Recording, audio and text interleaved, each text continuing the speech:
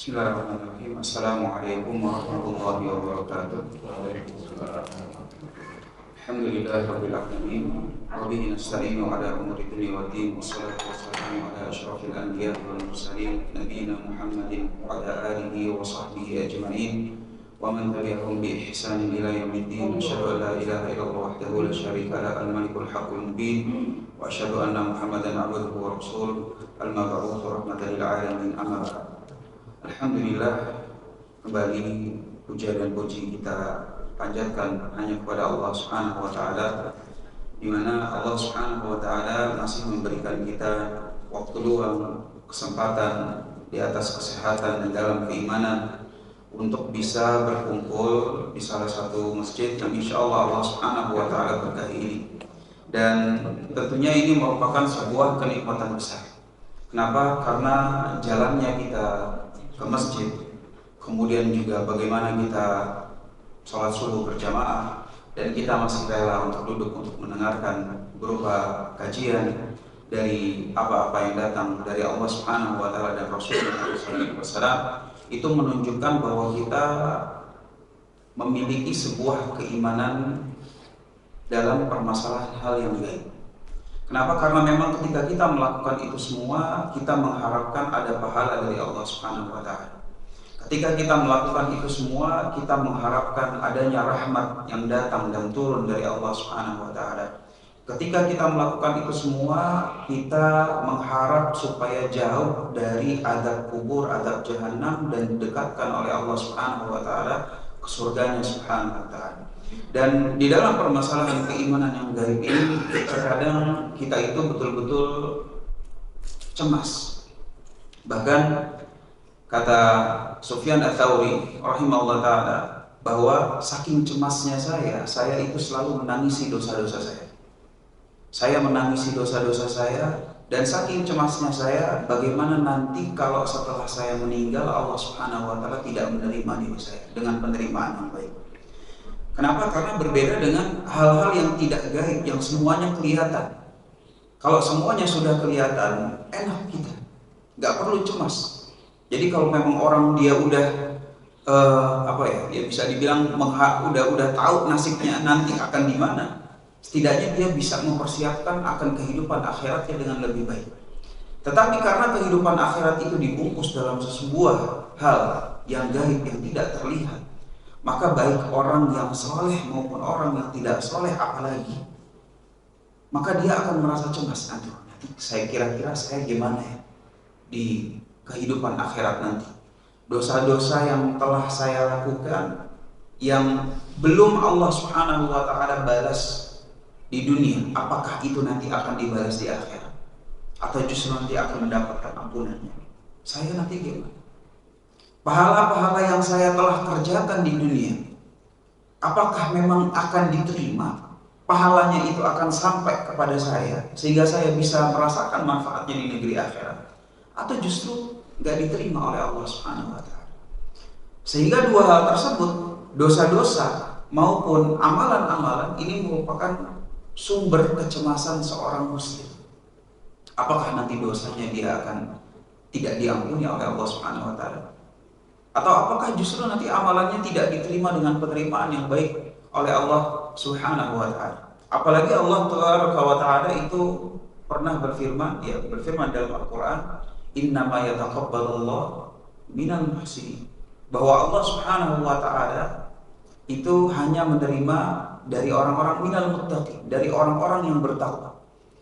Jadi Allah secara spesifik yataqabbalullahu minal muttaqin, bahwa Allah cuma menerima amalan-amalan dari orang-orang yang bertakwa. Sedangkan kita menjamin, menstempel diri kita bahwa iya, saya orang yang bertakwa. Ini nggak ada caranya. Gimana caranya kita tahu bahwa oh iya, saya ini sudah bertakwa? Kalau sudah bertakwa, maka amalan soleh saya itu pasti akan diterima oleh Allah Subhanahu wa taala. Enggak. Oleh karena itu, ketika yang seperti ini betul-betul tertanam pada diri kita, kemudian kita itu melihat atau memikirkan, merenungkan tentang kematian, maka akan ada sesuatu yang betul-betul bergejolak di dalam dada kita. Makanya Abu Darda radhiyallahu taala anhu itu sempat memberikan nasihat. idza dzakartal mauta adda nafsaka min ashabil. Setiap kali kamu mengingat kematian, maka jadikanlah dirimu layaknya sebagai penghuni kubur. Layaknya penghuni kubur itu dia kelihatan, oh amalan-amalan saya cuma segini. Penghuni kubur itu terlihat, oh ternyata dosa-dosa saya itu begini loh akibatnya. Penghuni kubur itu tahu bahwa dia itu, saya ternyata cuma sendirian, nggak ada yang nemenin di sini. Penghuni kubur itu dia tahu bahwa yang setia menemani dia di kuburan itu adalah amalan baiknya. Sehingga kata Abu Darda, kalau seandainya setiap kita mengingat kematian dan kemudian kita jadikan diri kita itu layaknya penghuni kubur, maka insya Allah kedepannya itu akan baik. Kedepannya akan baik. Baik, bagaimana kalau misalnya penghuni kubur itu terlihat, maka semuanya pasti akan bilang, kembalikan saya ke dunia ya Allah. La'alli a'malu shalihan. Insya Allah saya akan nambah amalan, saya akan begini, saya akan begitu, saya akan begini, saya akan begitu. Kata Abu Darda, jangan tunggu mati dulu. Sekarang, setiap kali kamu mengingat kematian, jadikanlah dirimu dalam sebuah mindsetnya orang yang sudah tinggal di kuburan. Maka yang seperti inilah yang bisa meningkatkan bagaimana kualitas amalan kita, kualitas iman kita, dan juga bagaimana kualitas penghambaan kita kepada Allah Subhanahu wa Ta'ala. Dan dengan itu pula lah makanya setiap dari kita, setiap orang muslim itu selalu mendambakan yang namanya husnul khatimah. Mudah-mudahan Allah Subhanahu wa Ta'ala memudahkan urusan kita semua, dan mudah-mudahan Allah Subhanahu wa Ta'ala menutup hidup kita dengan husnul khatimah. Amin amin ya rabbal alamin. Baik jamaah sekalian yang dimuliakan oleh Allah Subhanahu wa Ta'ala, kita masih dalam pembahasan fikih jenazah dan kita sudah sampai dalam prosesi pemandian jenazah. Pada pertemuan yang lalu telah kita singgung bahwa yang memandikan jenazah itu ada prioritasnya. Mulai dari prioritas pertama yaitu orang yang diberikan wasiat. Orang yang diberikan wasiat oleh si mayit. Maka ini menduduki prioritas pertama. Setelah prioritas pertama datanglah prioritas kedua, yaitu orang tua ke atas, ayah bagi yang laki-laki, kemudian kakek dan seterusnya, ibu bagi jenazahnya perempuan, kemudian yang seterusnya. Walaupun prioritas kedua ini kita bisa bilang jarang. Kenapa? Karena sebagian besarnya keumuman manusia, maka biasanya orang tua wafat duluan. Orang tua wafat duluan, anak yang memandikan orang jenazah orang tuanya. Sehingga prioritas kedua bahwa ada orang tua yang memandikan jenazah anaknya, walaupun sebenarnya dari segi prioritas dia adalah prioritas nomor 2, tetapi dari segi kenyataan bisa dibilang keadaan yang seperti ini jarang di tengah-tengah kita. Baru di prioritas yang ketiga. Prioritas yang ketiga itu ada yang namanya anak. Anak memandikan jenazah ayahnya, anak laki-laki memandikan jenazah ayahnya, anak perempuan memandikan jenazah ibunya. Baru setelah itu ada yang namanya adik, kakak, paman, bibi. Sehingga dari sini kita juga telah mempelajari bahwa prioritas dalam orang yang memandikan jenazah itu adalah prioritas orang-orang yang betul-betul dekat dalam hidup kita. Jadi kalau kita memang mau tahu siapa orang yang paling dekat dalam hidup kita, itu adalah nanti ketahuan ketika prosesi jenazah. Makanya kata para salaf rahimahullah, mereka selalu bilang bainana wa bainakumus salat, bainana wa bainakumul maut. Orang itu bagaimana dia bisa melihat orang terdekatnya, orang yang mencintainya ya, dan siapa yang mencintai dirinya, itu adalah tatkala kita wafat. Ketika kita wafat barulah ketahuan anak mana yang berbakti, tetangga mana yang peduli, teman mana yang betul-betul care sama kita, yang betul-betul mau hadir, sholat, ikutin prosesi jenazahnya kita atau enggak, baru ketahuan. Tetapi selama kita belum wafat, kita masih hidup, ini kita belum tahu betul. Ya mungkin ada beberapa indikator yang mungkin kita tahu. Tapi jenazah itu merupakan sebuah indikator kuat. Ketika prosesi jenazah, maka disitulah kita betul-betul bisa melihat mana yang betul-betul tulus dalam kehidupan kita. Oleh karena itu, sebelum hari itu tiba, sebelum kewafatan itu menjemput, maka indikator-indikator yang kita bisa gunakan, kira-kira nanti kalau saya wafat, ini fulan datang nggak ya? Datang nggak ya dia ke masjid nyolatin saya?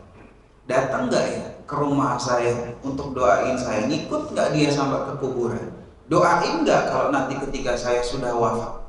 Nah, yang seperti ini betul-betul menjadi tolak ukur, baik kepada teman, apalagi kepada keluarga. Apalagi kepada keluarga. Oleh karena itu, barang siapa yang mungkin silaturahimnya antar keluarga itu mungkin sekarang masih renggang, atau bahkan antara hubungan orang tua dengan anak pun masih renggang, maka yang seperti ini perlu dipererat.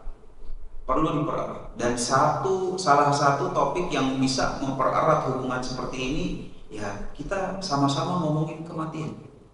Sama-sama ngomongin kematian. Coba misalnya kita ajak anak kita, nah nanti kalau misalnya abah mati, ibu mati, kamu mandiinnya gini. Kalau dia betul peduli gitu, maka di situ kita tahu, Masya Allah, ini anak betul-betul tulus. Ini dia anak yang mungkin memandikan jenazah saya. Ya walaupun pasti awal-awalnya, apaan sih Pak, kok udah ngomongin kematian aja, insya Allah umur panjang dan segala macam. Iya, insya Allah umur panjang dan segala macam. Tapi kalau mama mati, mama minta tolong kayak begini loh prosesnya.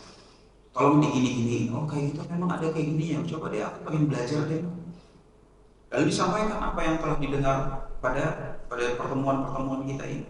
Maka dengan yang seperti itu, walaupun kesannya itu sepele, tetapi secara alam bawah sadar sebenarnya dia mempererat silaturahim, mempererat hubungan, baik kepada siapapun, kepada teman, kepada anak, kepada kerabat.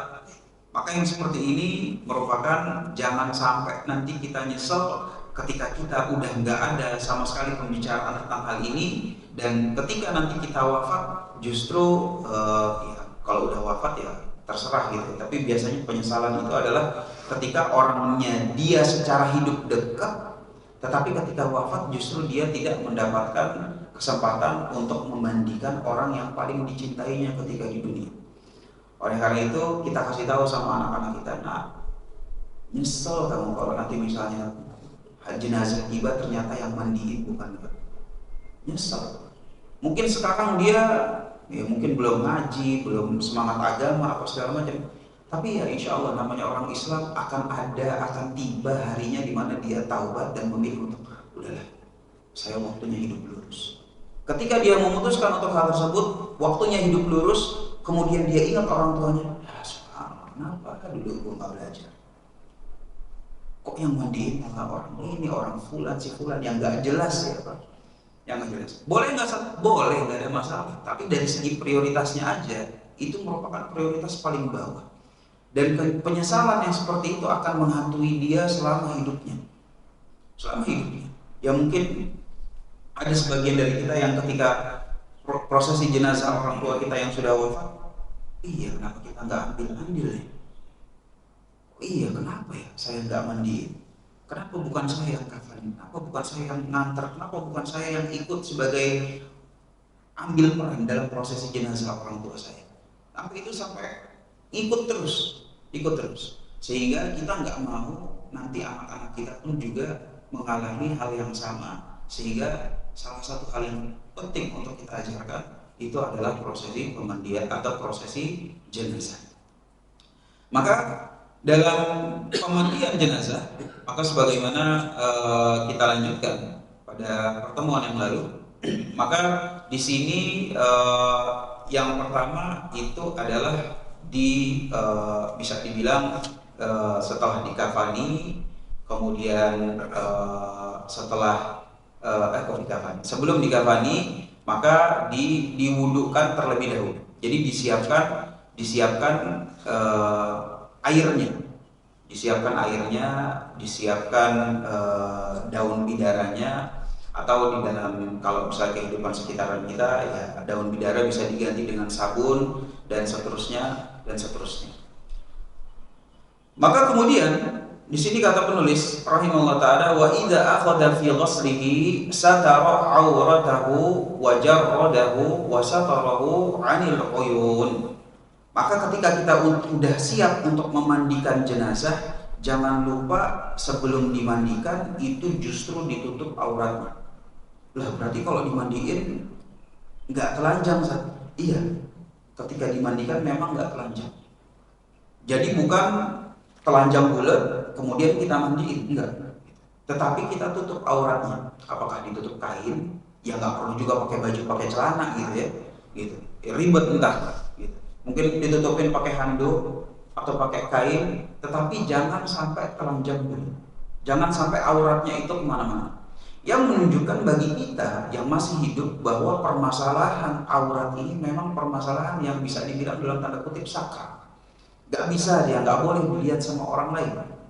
Bahkan sampai wafat sekalipun masih tetap dituntun untuk aurat itu ditutup.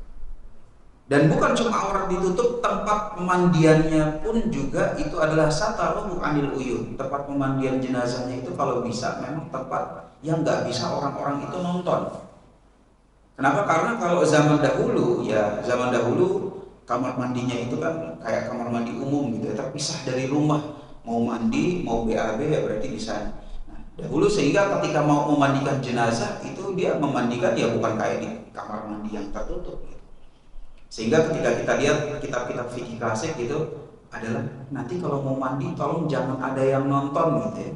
Jangan ada yang nonton karena memang pada saat itu ya konteksnya seperti itu. Ketika ada yang memandikan jenazah ya orang lewat apa segala macam. Nah, ini biasa. Ya setidaknya kalau di zaman kita sekarang kita bilang Pak lagi ada prosesi pemandian jenazah, tolong kamar mandi jangan ada yang masuk. Ataupun misalnya ada kuncinya ya udah dikunci. Tolong kabarin nanti kalau kamar mandi yang ini lagi mandiin jenazah bisa pakai kamar mandi yang lain.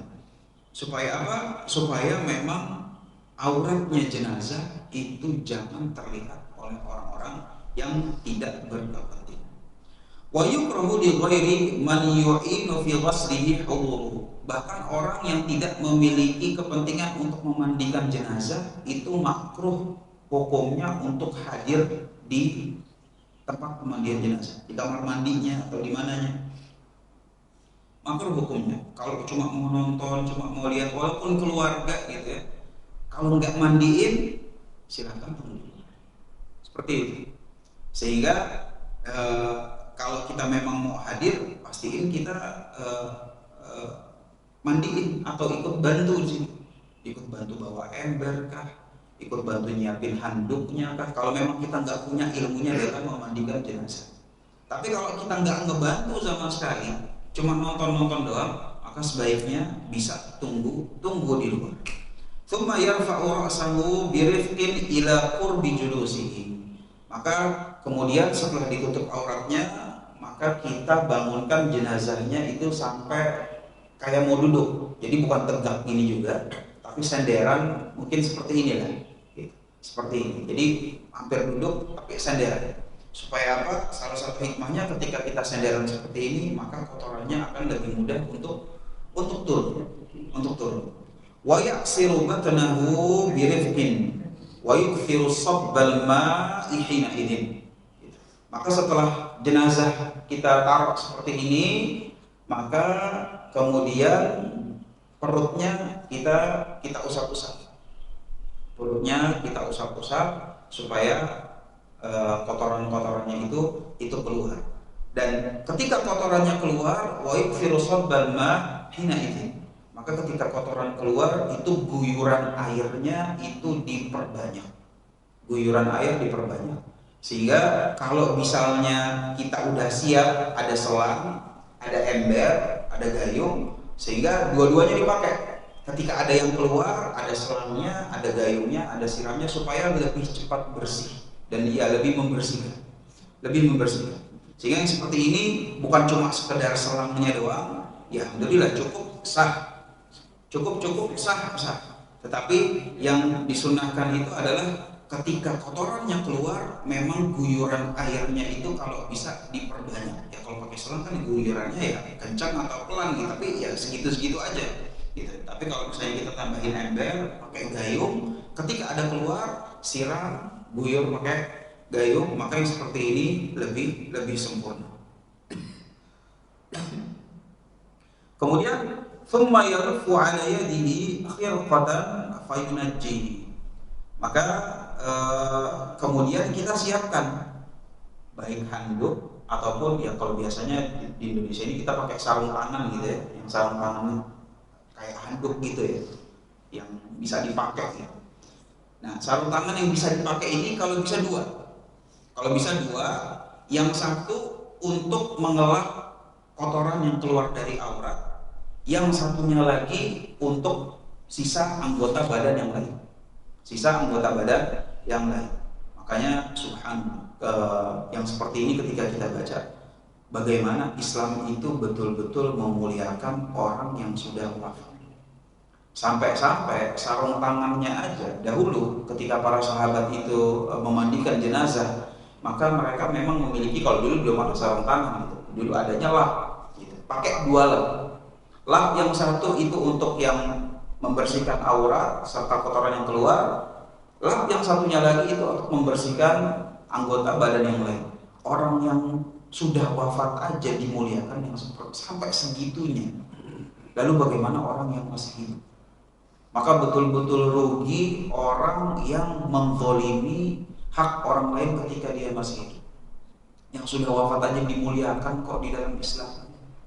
Masa yang masih hidup justru malah kita perlakukan secara sembarangan? Ini sebenarnya konsep-konsep dalam Islam yang betul-betul harus kita pahami dengan baik. Iya, orang di kuburan udah wafat aja sampai begini, auratnya nggak boleh kelihatan, harus diperlakukan secara lembut, sampai handuk, lap, sarung tangan itu disediain dua supaya nggak kecampur mana yang kotor mana yang bersih. Ini untuk orang wafat. Nanti kalau udah dikubur, kuburannya nggak boleh diinjak, nggak boleh gini. Ini orang yang udah mati, udah wafat. Lalu bagaimana dengan orang yang masih hidup ada di sekitar kita? Gimana cara kita memperlakukan mereka? Maka penting menjadi renungan bersama. Kembali lagi pembahasan, sehingga di sini penulis mengungkapkan bahwa siapkan dua lap yang memang satunya itu digunakan untuk membersihkan kotoran-kotoran yang keluar dari aurat, satunya lagi untuk membersihkan anggota badan yang lain. Wala yahillu masu awrati ma lahu sab'u sinin. Dan gak halal, artinya haram hukumnya ketika orang yang memandikan dia itu menyentuh langsung auratnya.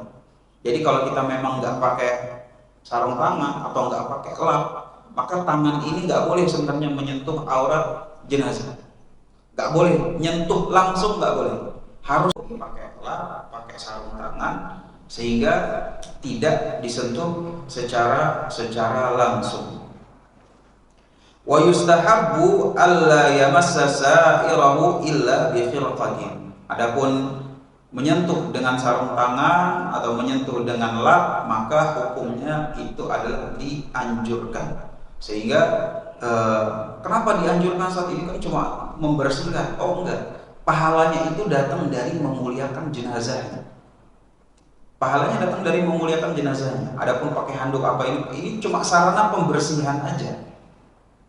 Tetapi karena kita memuliakan jenazahnya, disitulah Allah Subhanahu Wa Taala akan memberikan pahalanya. Jadi pahalanya datang dari pemuliaan jenazahnya.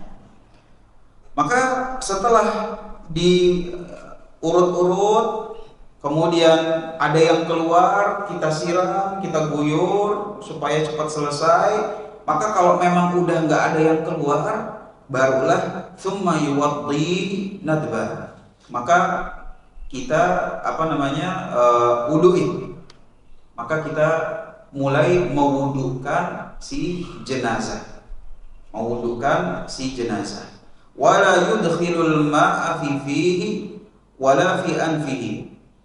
Dan ketika mewudukan, Maka yang pertama kali kita lakukan itu adalah tentu kumur-kumur sama masukin air ke hidung gitu ya. Nah, ketika kumur-kumurkan jenazah atau memasukkan air ke hidungnya si jenazah, maka jangan sampai airnya yang dimasukin. Gitu. Nah ini jangan selangnya dimasukin ke mulut, apalagi selangnya dimasukin ke hidung. Nah ini jangan. Gitu. Tetapi ditaruh ke tangan kita, kemudian untuk kumur-kumur dan membersihkan hidung menggunakan jempol dan telunjuk. Jadi dibersih-bersihkan seperti ini. Hidungnya pun juga demikian. Sehingga dibersihkan pakai jari.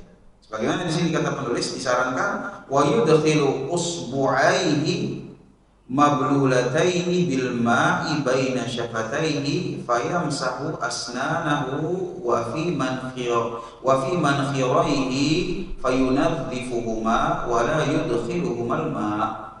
Jadi jempol dan telunjuk itu dijadikan sebagai dibasahin, setelah basah dimasukin ke mulut, dimasukin ke hidung. Jadi kayak syarat aja, cuma sekedar syarat aja gitu, ada air yang masuk, bukan airnya semuanya masuk diguyur gitu ya, enggak, tetapi ditaruh ke tangan kita, kemudian digosok-gosok mulutnya dengan tangan kita, dan hidungnya pun dimasukkan dengan jari jemaah kita, telunjuk dan jempol.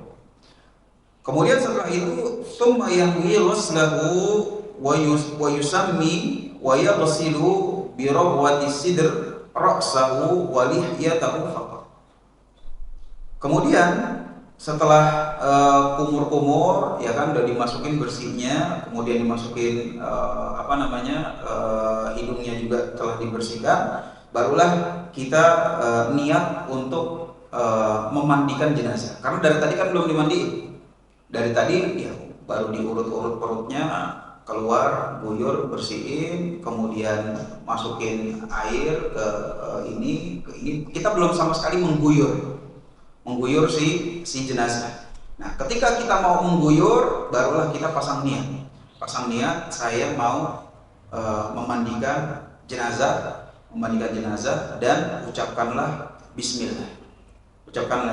Bismillah, baru kita guyur si jenazah. Nah, guyuran pertama itu adalah ke bagian kepala. Karena kepala ini adalah bagian yang paling mulia dari tubuh kita. Nah, di sini penulis bilang bahwa kalau misalnya daun bidaranya itu terbatas, maka daun bidara itu pula digunakan hanya untuk kepalanya saja. Tapi alhamdulillah kalau di Indonesia mah daun bidara bisa dipesan, sabun banyak gitu. Sehingga kalau misalnya mau diguyur semuanya ya kan pakai daun bidara, pakai sabun, alhamdulillah ini jauh lebih baik. Lalu kenapa yang seperti ini? Karena memang saat itu ya kitab ini ya ditulis pada masa-masa zaman dulu gitu ya, yang air nggak kayak sekarang, yang mau mandi ada yang mandi sekian menit, 15 menit, ada yang setengah jam, ada yang berendam sekalian. Nah kalau zaman dulu kan nggak ada gitu. Makanya mandi ya airnya terbatas, itu daun bidara pun juga daun bidaranya terbatas ya, tentunya walaupun terbatas dan lebih irit, yang seperti ini pun lebih sempurna sebenarnya. Nabi alaihi salatu wasallam pun juga mengingatkan untuk kita itu hemat air, bahkan di dalam berwudu sekalipun. Maka kata Nabi alaihi salatu wasallam, hendaknya ketika kita berwudu tetap maksimal itu 3, itu jangan lebih dari 3, walaupun kalian itu tinggal di depan sungai.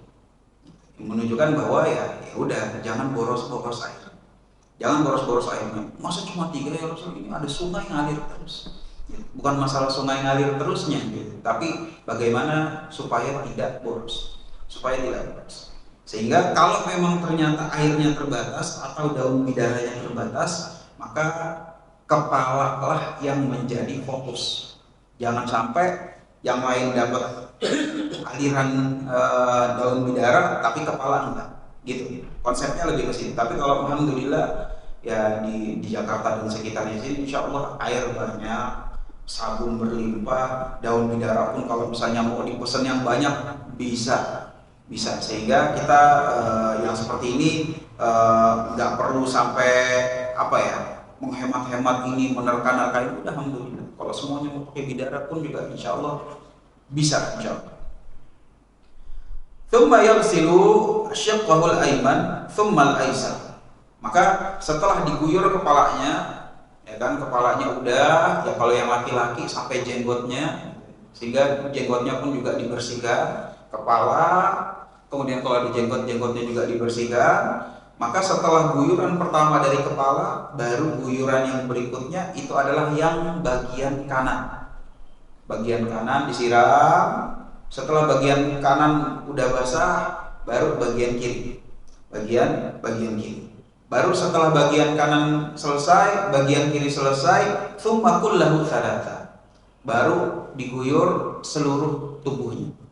Baru diguyur seluruh tubuhnya. Jadi kembali lagi supaya kita ingat, didiriin, didudukin, diurut-urut, ya kan. Setiap kali ada yang keluar disiram, diguyur supaya bersih. Ketika sudah nggak ada yang keluar lagi, diwuduin, mulai dari kumur-kumur, masukin ke hidung, cuci muka, apa segala macam. Wudhu selesai, baru disiram kepalanya. Setelah disiram kepalanya, siram bagian kanan, siram bagian kiri. Setelah kanan udah, kiri udah, baru guyur seluruhnya tiga kali. Baru guyur seluruhnya tiga kali. Dan ketika guyuran tersebut, yumirru fi kulli marratin yadahu ala batnihi. Nah, setiap kali yang mengguyur seluruh tubuh, maka ketika kita guyur tubuh, ini tangan juga balik lagi ke perut. Tangan balik lagi ke perut, diusap-usap lagi. Gimana caranya supaya sisa-sisa kotorannya itu bisa ada yang keluar. Diguyur sambil diusap-usap perutnya. Fa'ilam yang qabithalatin zida hatta yang walau jawaza sadr. Jadi kalau misalnya ternyata ketika kita guyur masih ada yang keluar, ya udah dibersihin, guyur lagi, usap-usap perutnya. Ada yang keluar, terus lagi diguyur, usap-usap, bersihin. Pokoknya ketika kita memandikan, yang disiram seluruh tubuhnya itu jangan lupa untuk mengusap-usap perut supaya semuanya keluar, kotor-kotorannya keluar. Jadi walaupun ternyata setelah 3 kali masih ada yang keluar, ya udah lebihin aja, dilebihin. Misalnya dari 3 kali mau jadi 5, karena ya yang sunnah itu kan yang ganjil gitu ya. Innallaha yuhibbul witr, bahwa Allah Subhanahu wa taala mencintai hal-hal yang ganjil. Sehingga kalau 3 kali masih keluar, ya udah berarti nextnya ada di bilangan kelima. Ya udah, guyur keempat, usap perutnya. Ada yang keluar, bersihin, guyur lagi yang kelima, usap. Kalau misalnya udah nggak ada yang keluar, alhamdulillah. Berarti 5 kali guyuran sudah beres. Tapi kalau misalnya 5 pun juga nggak beres juga, maka bisa bilangan berikutnya, ganjil yang berikutnya itu adalah ke-7. Ke-7 juga nggak beres, maka bisa lebih. Bisa lebih. Wa yaj'alu fil ghuslatil akhirah kafura. Gitu. Jadi kalau misalnya 7 nggak beres juga, kemudian kita 9, 11 terus gitu ya, nggak ada masalah. Yang penting bersih.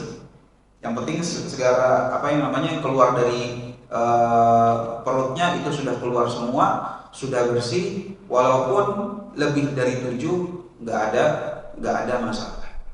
Tapi yang jelas kalau misalnya kan kalau udah bersih ini kan kelihatan, wah udah nggak ada yang keluar.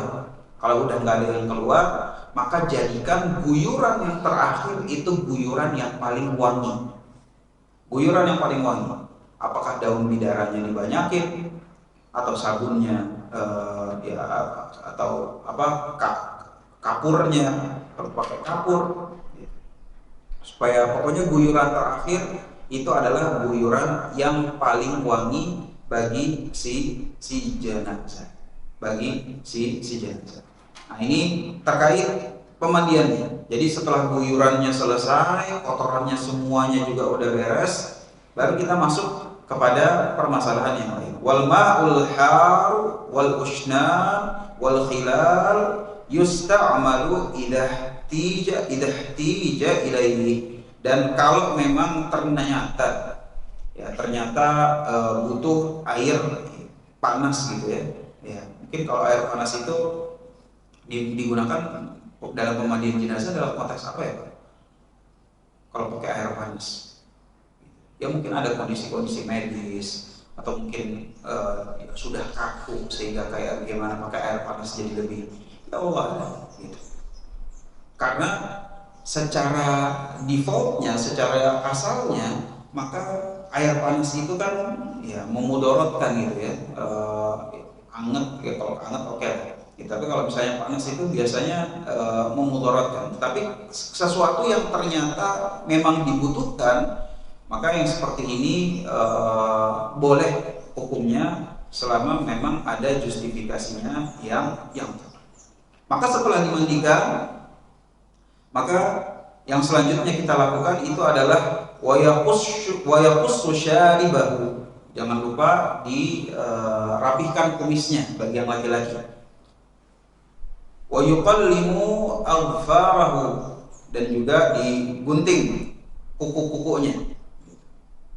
Wala yusarrihu sya'rahu thumma yunashafu bi thawbin. Jadi sebelum kita keringin, maka terkait bulu-bulu, rambut, kuku, nah ini dirapihkan. Ya bukan berarti dicukur rambut juga, enggak gitu, tapi disisir, di apa yang misalnya berantakan, yang mungkin gunting dikit oke, segala macam, kumis dirapihin, misalnya ada yang lewatin bibir apa mungkin gak rapi, kuku yang panjang kemudian digunting, dipendekin dan segala macam, semua udah beres, baru kita keringkan, jenazahnya. Kemudian yang berikutnya itu adalah thumma yughfaru sya'ruha thalathatu qurun wa yusdalu wara'aha. Adapun bagi wanita, maka disunnahkan hukumnya untuk jenazah wanita itu dikepang tiga, kemudian ditaruh wa yusdalu wara'aha, ditaruh ke belakang. Nah, yang seperti ini disunnahkan hukumnya. Jadi dikepang tiga. Berbeda kalau laki-laki ya paling cuma disisir doang.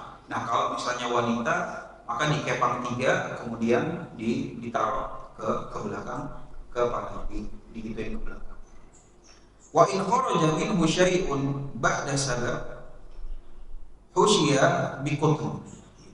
Nah, di sini ada sebuah catatan bahwa kalau ternyata setelah 7 guyuran itu ternyata masih keluar, karena 7 itu udah banyak sebenarnya, maka kita siapkan kapas untuk ya kita masukin ke lubang supaya mengganjal. Tapi kita siapin dulu aja, jangan-jangan nanti setelah 7 udah 9 masih keluar terus, 9 keluar 11 ini mau sampai kapan kan gitu ya, apa mau sampai 23, udah kayak kata awal banyak banget gitu.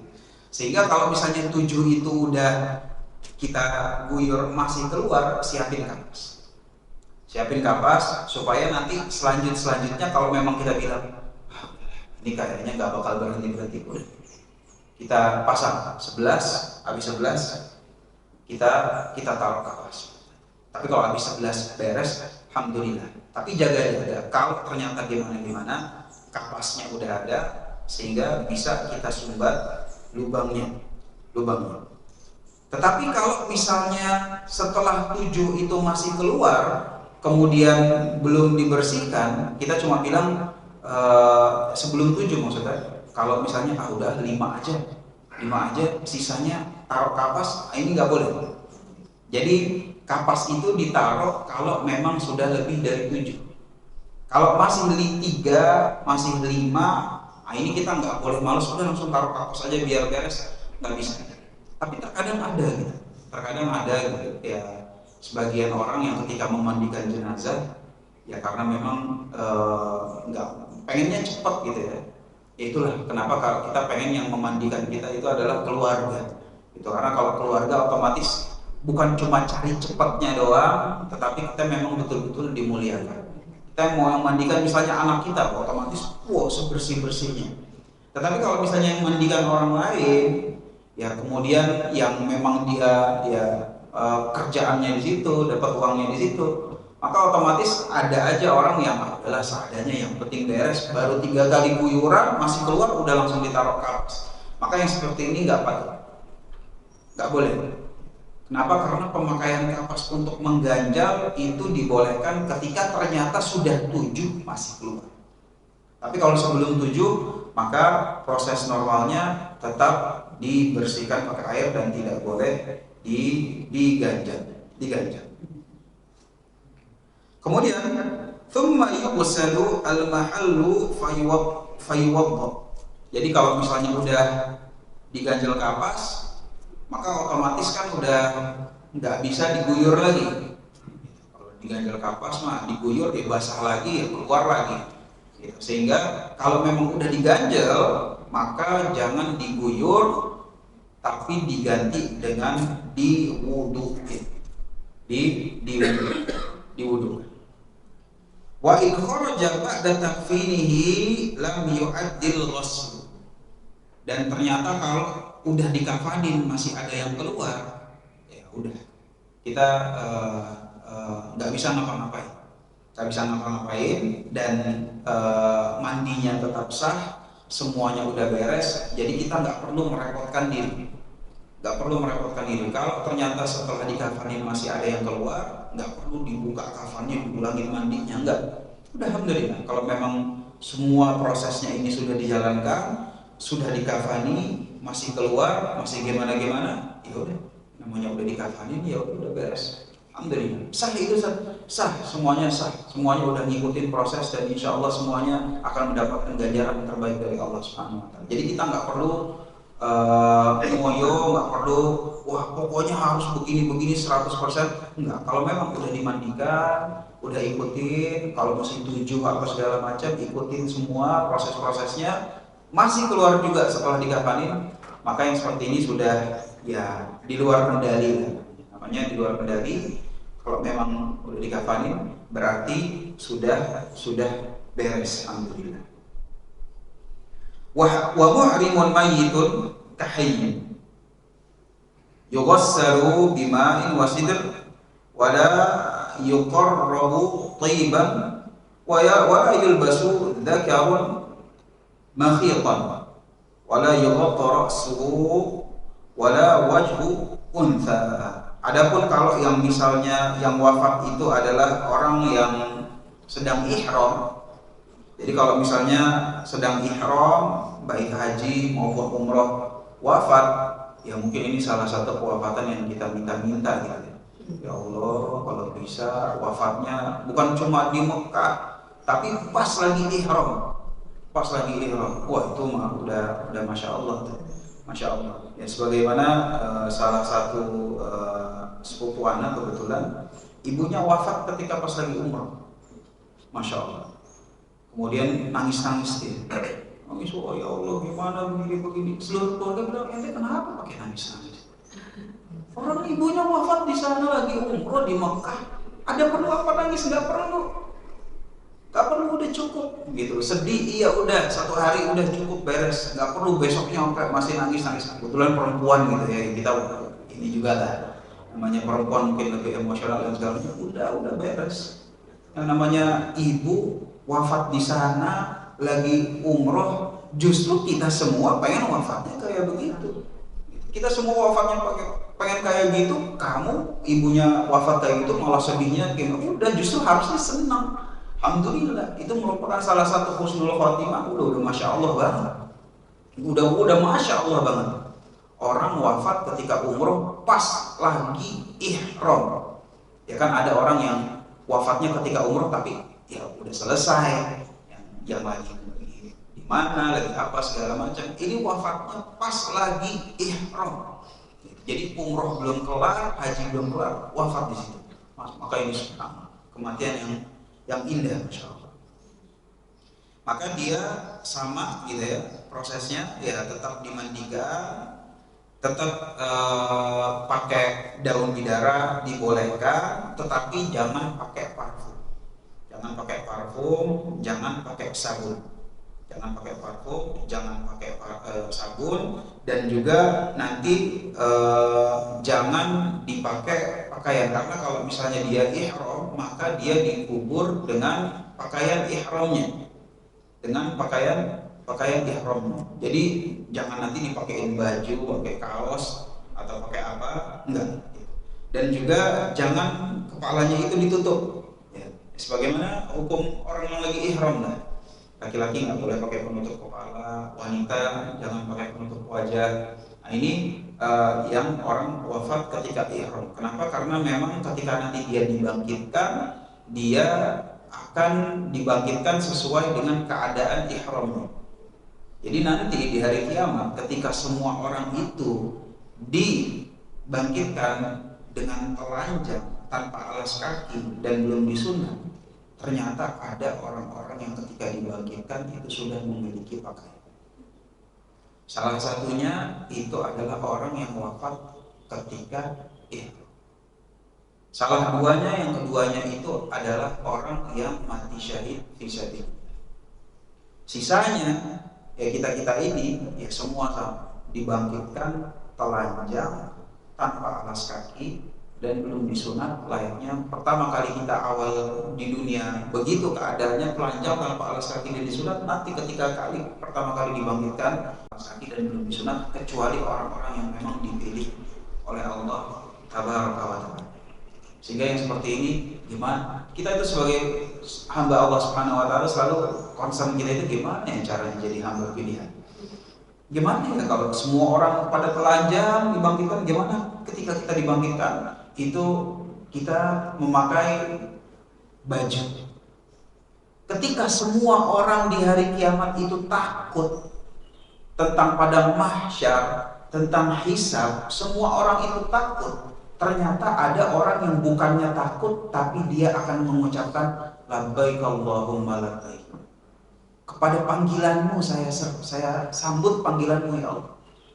Nah, ini orang yang wafat ketika ihram, dibangkitkan dalam keadaan demikian. Orang-orang lain pada takut, orang ini justru malah ya Allah, sambutan panggilanmu aku sambut. Labbaik Allahumma labbaik, panggilanmu aku sambut, panggilanmu aku sambut. Maka gimana ya caranya supaya kayak gitu? Ya gimana ya, tinggal doa gitu.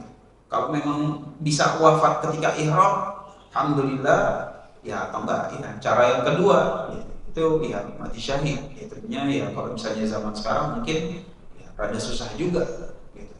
Dari segi keadaan ya dunia yang sekarang. Wala yughassalu syahidun. Adapun kalau yang mati syahid itu bahkan dia tidak dimandikan. Jadi kalau memang dia mati syahid, gak dimandikan, langsung dikubur. Jadi orang yang mati syahid itu adalah ya yang mati syahid dalam medan perang jihad gitu ya. Ya karena kan kalau kata Rasul alaihi salatu wasallam, man mata duna malihi fahuwa syahid. Barang siapa yang wafat membela hartanya, ada begal, ada perampok datang, kita mau mempertahankan harta kita, wafat, julukannya mati syahid. Ada keluarga kita dinista, kemudian kita mau bela keluarga kita, wafat, mati syahid. Ya judulnya mati syahid. Walaupun orang yang mati tenggelam, mati syahid. Orang yang mati kayak begini, ketimpa reruntuhan, mati syahid. Tetapi mati syahid yang dimaksud di dalam prosesi jenazah ini adalah mati syahid yang di medan perang. Dan medan perangnya itu adalah harus ada dua saf. Saf yang pertama itu adalah untuk membela kekufuran atau meruntuhkan kalimat Allah Subhanahu wa Ta'ala. Saf yang kedua ingin meninggikan syiar atau kalimat Allah Subhanahu wa Ta'ala. Jadi bukan cuma dua saf, tujuan safnya pun juga harus diperhatikan. Tapi kalau semuanya sudah terpenuhi, ada dua saf. Yang ini bela Allah, yang ini ternyata justru untuk melawan, maka ketika wafat dalam hal tersebut, maka dia itu mati syahid. Dan ketika dia mati syahid, dia tidak perlu dimandikan. Kenapa? Karena diantara hikmahnya itu adalah dimandikan itu karena orang itu membutuhkan pembersihan dari kotoran-kotoran. Adapun orang yang mati syahid, dari tetesan darah yang pertama itu udah dimandikan sama Allah Subhanahu wa taala, udah dibersihkan. Dari satu tetes darah yang pertama ketika dalam medan jihad, itu dosa-dosanya itu sudah diambil. Sehingga ketika dia wafat di situ, udah nggak ada lagi, udah nggak tersisa lagi. Semua kotoran-kotorannya, baik dari yang dalam ataupun yang luar, itu semua sudah dibersihkan oleh Allah Subhanahu wa taala. Oleh karena itu, dahulu di antara kenapa para sahabat itu semangat dalam jihad fisabilillah, karena sebagian besarnya sahabat dahulu justru adalah orang-orang jahiliyah. Orang-orang jahiliyah. Orang-orang jahiliyah masuk Islam, mereka merasa, ya Allah, dulu tuh saya tuh rusak, dulu tuh saya begini, dulu tuh saya begini. Gimana cara nebusnya ini, gimana? Kemudian Rasul SAW bilang, nih ada cara nebusnya begini. Sehingga dahulu kita bisa lihat ada orang, ada sahabat yang ternyata ketika hidupnya dikenal sebagai pemabok, dikenal sebagai ini, ternyata dalam medan jihad justru dia terdepan. Dan Rasul SAW yang akhirnya pun juga memuji orang yang seperti ini, memuji orang yang seperti ini. Sehingga yang seperti ini memang munculnya itu dari dalam, munculnya itu dari ketulusan, munculnya itu seberapa tulus dan seberapa ikhlas dia ingin membersihkan dirinya, membersihkan dirinya. Makanya kalau kata preman, ya kalau orang-orang preman dulu, zaman dulu ya, nggak tahu kalau zaman sekarang, lo boleh hina gue, tapi lo jangan hina agama gue. Kalau zaman sekarang mungkin ya Allah, mungkin preman juga udah nggak ingat agama gitu ya. Tapi kalau zaman dulu, ya masya Allah. Gitu. Kebetulan ibu saya lahir di Poso gitu ya, lahir di Poso. Jadi pada saat konflik tahun berapa itu, ya kita banyak cerita lah, kita banyak cerita. Dan ya ketika kita cerita itu dia bilang, ketika pertama kali jadi ibu saya tinggal di sebuah kampung namanya Kampung Arab. Nah di Kampung Arab itu termasuk salah satu target serangan pertama gitu ya. Nah ketika pertama kali diserang, maka ya orang-orang situ dia bilang, tahu nggak, orang-orang yang pertama kali kabur ketika pertama kali diserang itu adalah orang-orang yang biasa ke masjid. Mereka yang pertama kali duluan kabur. Ah masa sih? Ini anak langsung ngobrol sama ustaznya. Ustaz, iya. Oh subhanallah. Kita nggak tahu. Kita nggak tahu kalau dalam masalah aman apa segala macam. Alhamdulillah kita bisa bilang, oh insya Allah siap. Tapi kalau beneran kejadian, itu pertama kali Ustaz Fulan disebut namanya. Subhanallah. Terus siapa yang bela nih, siapa? Yang bela itu justru adalah orang-orang pasar, orang-orang jalanan, orang-orang yang preman lah. Ya subhanallah. Iya. Pemabuk apa segala macam, mereka duluan yang membela agama Allah Subhanahu wa taala. Kalau seandainya betul-betul ikhlas gitu ya dari dirinya, bukan dalam sekedar berani doang, tapi memang ikhlas membela agama Allah Subhanahu wa taala, Allah Subhanahu wa taala insyaallah bersihkan seluruh kesalahan-kesalahan. Dan dari situ pula saya langsung bilang, iya, ini kita yang katanya beriman, katanya orang soleh, belum tentu. Kalau misalnya diuji yang seperti itu belum tentu itu. Jadi kita nggak boleh sombong, nggak boleh ngeremehin orang lain. Kita belum tahu lah seberat-beratnya ujian kita, paling apa sih? Paling begitu-begitu aja. Alhamdulillah, selesai ujian, alhamdulillah masih ada rumah, masih ada anak, masih ada istri, SPP masih lancar, apa semua ya Allah masih. Alhamdulillah, apa sih ujian kita tuh nggak kenapa-kenapa lah. Alhamdulillah, masih ringan. Sehingga dengan ujian-ujian yang masih ringan, kita nggak boleh mengangkat diri kita, oh tenang aja saya ini insya Allah kuat, saya ini akan begini. Belum. Keimanan kita nggak ada yang bisa tahu. Keimanan itu baru ketahuan ketika ujian berat itu ada di depan mata. Tetapi kalau ujiannya masih ringan-ringan doang, ya alhamdulillah kita mungkin lulus insya Allah. Tetapi kalau ujian yang betul-betul berat, nah ini wallahu a'lam bishawab. Anda kulihat kembali lagi di sini tentang orang yang syahid, maka dia tidak perlu dimandikan, jadi langsung dikubur. Maka dengan demikian, alhamdulillah kita sudah selesai terkait proses pemandian jenazah, dan pada pertemuan berikutnya insya Allah akan kita lanjutkan dengan proses mengkafani dan menguburkan jenazah. Semoga Allah Subhanahu wa taala memudahkan segala urusannya, memperpanjang umur kita dan juga memperbanyak ketaatan kita kepada Dia Tabaraka wa taala. Amin amin ya rabbal alamin. Hada wallahu a'lam. Jika ada yang ingin ditanyakan silakan.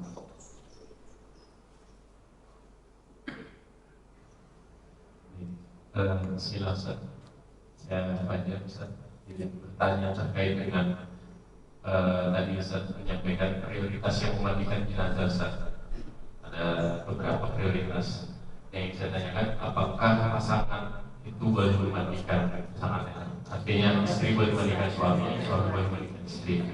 Lalu kan tadi Ustaz bilang juga prioritas itu salah satunya anak. Artinya kalau misalnya ayah kami meninggal, apakah kami, artinya saya anak laki-laki dan adik laki-laki boleh memandi, pasti itu boleh memandikan ayah insyaallah.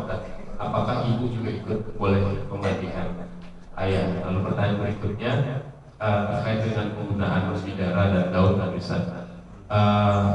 Kalau untuk menyabunkannya itu apakah setelah diguyur lalu disabunkan atau sabun itu dicampur ke air yang ada? Bagus, Masya Allah. Jadi yang pertama terkait memandikan yang lawan jenis, laki-laki perempuan, perempuan laki-laki, maka hukum asalnya tidak boleh. Hukum asalnya tidak boleh. Yang dibolehkan itu cuma satu, yaitu suami sama istri. Suami sama istri, maka dia boleh saling, artinya suami boleh memandikan jenazah istri, istri boleh memandikan jenazah suami dengan cara diberikan wasiat. Gitu. Sehingga dari prioritasnya, kalau memang suami mau dimandikan istri, ya suami harus tulis wasiat atau kirim pesan sama istri, Dek, sayang, nanti kalau misalnya saya meninggal, kamu ya yang mandiin. Gitu. Tapi kalau nggak ada wasiatnya, maka prioritas itu langsung masuk. Mulai dari orang tua, anak, dan segala macam. Jadi kalau nggak ada wasiat, ya berarti yang memandikan itu adalah bukan istri, tetapi apakah orang tua ke atas atau anak ke bawah. Ya, karena kita sama-sama tahu ya kan, nggak semua suami juga cinta istri, nggak semua istri juga cinta suami. Jadi kalau nggak ada wasiatnya, ya berarti anak atau orang tua. Yang insya Allah kalau sama orang tua sama anak, ya cintanya terjamin gitu ya. Gitu. Tapi kalau misalnya sama suami istri, dia harus lewat wasiat. Tapi kalau nggak ada wasiatnya, kembali ke itu. Adapun yang kedua, kalau memang ada ibu atau sudah ada wasiat yang memandikan jenazah itu adalah lain gender, maka dia yang memandikan itu satu orang. Gitu. Jadi jangan ya kayak tadi nanti laki-laki masuk ada ibunya juga ada, jangan. Jadi kalau yang lain gender ya udah satu orang aja. Kemudian yang ketiga, ketika mau menyabunkan, maka sabunnya jangan dicampur ke airnya. Kenapa? Karena memang air itu harus air tohur, suci, mensucikan gitu. Sedangkan air kalau udah kena sabun, ya dia bukan air tohur lagi, tapi air tohir gitu ya. Ini masalah fikih gitu. Tapi secara prakteknya, mudahnya sabun jangan dicampur ke air. Berbeda dengan daun bidara, kalau daun bidara campur ke air nggak ada masalah gitu. Tapi kalau sabun guyur gitu. Seperti itu. Atau misalnya sambil guyur, sambil diginiin, Itu pun nggak masalah. Tapi yang lebih aman sih guyur, sabunin, baru diguyur lagi. Kalau yang kapur barusnya itu seperti apa? Dicampur juga kan atau kan ada yang suka menggunakan kapur barus tuh? Ya, Iya, itu dicampur atau seperti apa? nggak ada masalah. Karena itu kan guyuran terakhir, Jadi kalau air dicampur kapur barus nggak ada masalah. nggak masalah. Atau itu air dicampur sabun untuk, kalau sabun susah, harus diguyur lagi gitu ya. Gitu. Air campur kapur barus untuk guyuran terakhir nggak ada masalah. Allah. Berarti misalnya tadi yang lawan jenis boleh tapi satu orang gitu ya. Sebaiknya satu orang aja. Misalnya anak-anak perempuan juga udah balik semua memandikan anak. Berarti pilih salah satu. Anak nggak bisa anak perempuan tidak bisa memandikan air. Jadi yang lawan jenis itu cuma suami sama istri. Gitu. Kalau anak lawan jenis dia nggak bisa. Sama lah Pak, kita kalau misalnya lagi hidup kan aurat kita juga nggak mau dilihat sama anak perempuan gitu. Maklum juga kan? Berarti kalau istri yang sudah memandikan suami itu anaknya nggak boleh ikut. Sebaiknya nggak usah. Dan memang anak nggak boleh. Anak perempuan kan? Nggak maksudnya anak laki-laki. Jadi kalau anak laki-laki sebaiknya nggak usah. Jadi biar ibunya aja. Karena biasanya gitu ya, wasiat itu kan yang memandikan nanti kamu ya sayang, si istri gitu. Yang nggak mungkin kan dalam wasiat bilang ke istri, sayang nanti yang memandikan kamu, jangan lupa bawa anak-anak ya. Kayak nggak mesra jadinya Pak. Bapak bawa anak-anak sih. Allah. Ya, silakan. Silakan siapa dulu? Ya, silakan. Ini pengalaman pribadi. Jadi waktu itu kan saya hadir ke pemandian teman saya. Terus orang tua dari teman saya itu langsung menunjuk saya untuk memandikan jenazah. Oh, Masya Allah. Posisi kita kan pada saat itu memang waktu itu belum banyak saja. Ya, mereka maksa terus akhirnya saya hadir di situ dan saya memandikan. Ya, dia apa? Semuanya saya melihat penyebabnya apa segala macam. Karena kejadian itu memang tidak normal. Ya. Nah itu posisi saya itu gimana? Ya. Dan terus yang kedua untuk apa? Membagikan anak sendiri. Kadang-kadang kan kita nggak mungkin sekarang saya masih ada gitu. Kalau misalnya terjadi itu kalau kita wakilkan dengan orang lain itu gimana? Ya, paham. Jadi untuk yang pertanyaan pertama Pak, boleh nggak orang lain, kita kan orang asing gitu di luar keluarga gitu mandiin jenazah, maka ini sebenarnya prioritas paling bawah. Boleh aja, sah aja, nggak ada masalah gitu. Cuma kalau dari segi prioritasnya sebenarnya dia prioritas nomor bawah. Kenapa? Karena keluarga bukan, wasiat bukan, ya terus kita mandiin gitu ya. Maka nggak ada masalah sih selama ya sesama muslim apa segala macam kan. Insya Allah nggak ada masalah. Jadi nggak perlu gimana sih Pak. Tetap sah, tetap nggak ada masalah. Ya mungkin ya paling nanti dia keluarganya juga ya, penyesalan pasti ada sama keluarganya. Ngapain bikin sih kok? Bukan siapa apa segala macam kan gitu kan? Kenapa pada nggak bisa? Masa dari sekian banyak keluarga nggak ada yang bisa mandiin jenazah? Kan gitu. Paling penyesalannya ke mereka. Gitu. Tapi untuk kita, insya Allah nggak ada masalah. Mandinya sah, ya dapat pahala juga. Adapun yang kedua, kalau memandikan anak ternyata kita nggak kuat gitu ya, jujur aja gitu Pak. Jadi antara musibah yang mungkin nggak kebayang dan belum tentu kita kuat itu adalah kalau ditinggal wafat anak sendiri. Itu nenek saya Pak. Kebetulan ayah saya itu wafat duluan sebelum nenek saya. Hampir mau gila Pak. Hampir mau gila, subhanallah. Itu ketika ibu ditinggal wafat sama anaknya. Sampai mungkin yang tadinya nggak sakit, sakit. Di rumah sakit terus, ngomongnya udah ngelantur. Pokoknya orang-orang yang sampai mau gila. Nenek saya ditinggal sama putranya gitu. Jadi dari ibu ditinggal mati sama anaknya, kebayang sulitnya. Jadi kalau sekarang tiba-tiba anak meninggal terus, wah, Allah ya, nggak kebayang sih Pak. Gitu. Apalagi sanggup untuk mandiin gitu ya, mungkin berdiri aja kita belum tentu sanggup gitu ya. Jadi kalau memang dalam keadaan tersebut kita wakilkan ya nggak ada masalah. Kita wakilkan sama kakak atau adiknya lah. Ya. Dek kamu aja lah, bapak nggak kuat, abang nggak kuat. Biar yang lain aja deh. Pokoknya yang seperti itu nggak ada masalah. Karena memang seperti ini kan ya musibah yang luar biasa berat ya. Musibah yang luar biasa berat, dan kalau memang kita nggak kuat dan mau diwakilkan atau digantikan sama orang lain, insya Allah nggak ada masalah. Boleh. Pak Ustadz, saya kan memang lagi ikut hasil ya Pak Ustadz ya. Jadi terkadang ada huruf-huruf yang salah penyebutannya Pak Ustadz. Yeah. Nah, saya sambungkan dengan sholat saya Pak Ustadz. Apabila bacaan sholat saya itu salah gitu Pak Ustadz. Jadi saya terkadang takut gitu Pak Ustadz, apakah Allah menerima sholat saya ini. Makanya saya itu kalau setelah sholat selalu ya Allah, semoga sholat saya Engkau terima ya Allah, dan juga bacaan sholat saya Engkau terima. Kalau memang salah, ampuni ya Allah.